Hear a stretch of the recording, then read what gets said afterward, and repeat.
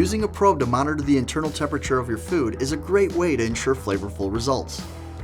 Your grill comes with 2 smart probes, which you can use to monitor cooking progress remotely using the Weber Connect app or at the grill using the touchscreen. In this video, we'll be showing you on the grill touchscreen. After you probe your food, plug the probe jack into one of the 4 ports on the grill. You'll see a pop-up on the touchscreen saying the probe is ready to use.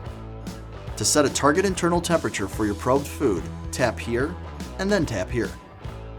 Turn the knob or tap the keypad icon to enter a temperature. Tap the check mark to confirm. You'll see a pop-up confirming the probe in use and the target temperature. From this screen, you can also adjust or clear the target internal temperature. You can track the temperature of your food in multiple ways: here, here, or here.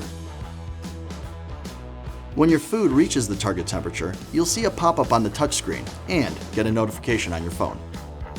For more information and to buy additional smart probes, visit Weber.com or contact Consumer Care.